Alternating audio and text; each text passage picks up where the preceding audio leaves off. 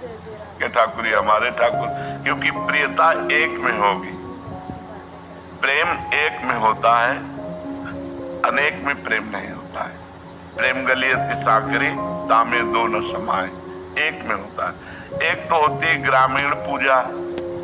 ग्रामीण पूजा में होता शिव राम पार्वती लक्ष्मी जी गणेश जी हनुमान जी भैरव जी पूरा सब विराजमान है, और सबके तिलक लगाए और एक थाली में भोग रख दिए या चिरौरी रख दिए, वो एक अलग। लेकिन जब आराधना रंग लाती है तो फिर एक रह जाता है, फिर उसमें ये सब नहीं चलता है कि जैसे गृहस्थ में पंचदेव का महात्मा है, पंचदेवता पूजा की जाती है, इस महात्मा से रखा है। तब तक जब तक पंचदेव का महत्व है, और जब महादेव का महत्व आ जाएगा तो फिर सब देवाधिदेव देवाधिदेव। जैसे हम डाल पत्ती पुष्प सब में चंदन तिलक लगाएं और जल में हम पानी ना दें तो क्या वृक्ष सुरक्षित रह पाएगा? और अगर हम जल में पानी दे देते हैं तो हम डाल चंदन में पानी ना भी छिड़कें अगर, तो वो सुरक्षित रहेगा। तो सबकी जड़ कौन है? परब्रह्म परमात्मा भगवान। हम कोई नाम नहीं ले रहे, परब्रह्म परमात्मा भगवान।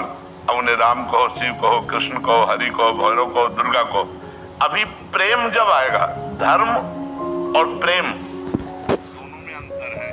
जैसे एक है लोक धर्म, तो लोक धर्म का जब हम त्याग करते हैं तो भागवत धर्म में आते हैं, और जब भागवत धर्म का त्याग करते हैं तब हम प्रेम धर्म में आते हैं। जो यहाँ चर्चा हो रही वो प्रेम धर्म की हो रही, कि जब हम प्रेम करेंगे तो वो एक से होगा।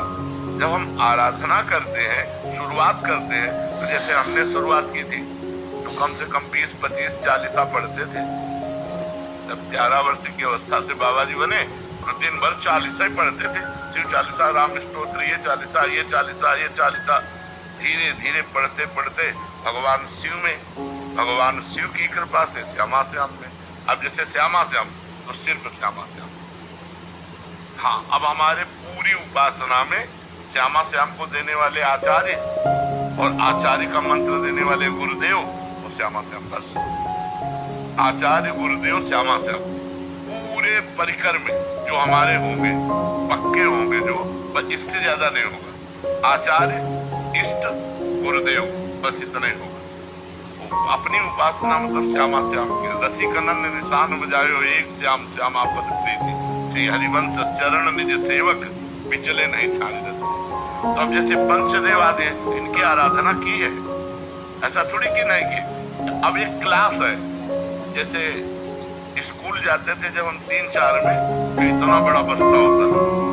जब जूनियर हाई स्कूल आए तो छोटा हो गया, और जब डिग्री में चले तो एक मोबाइल ही काफी है। मतलब अब तो मोबाइल चल गया, नहीं तो पेन और डायरी, क्योंकि पढ़ाई का एक स्टेज होता है। अब वो इस स्थिति में पहुंच गया कि अब प्रेम गलियत साकरी तामे दोनों समाए। जैसे पार्वती जी से सप्त ऋषियों ने जाके कहा कि आप तपस्या किसके लिए कर रहे हैं? तो उनका हमारी बात सुनकर आपको हंसी ना आ जाए, क्योंकि मैं ये तपस्या भगवान शिव के लिए कर रही हूँ। उनका शिव में क्या गुण है बड़ा वर्णन किया, और काम तुम्हें भगवान विष्णु तो वैकुंठाधिपति लक्ष्मीपति है, वो तुम्हें दिला दे। उनका माना महादेव अवगुण भवन विष्णु सकल गुण खान, जय कर्मन जय सम रमय जय ते संकाम। कोटि जन्म लग रगर हमारी परम समुन्नता राहों कुमारी। अम्बा ने अनन्य निष्ठा प्रकट की, कोटि जन्म लग रगर हमारी परम समुन्नत राहों कुमारी।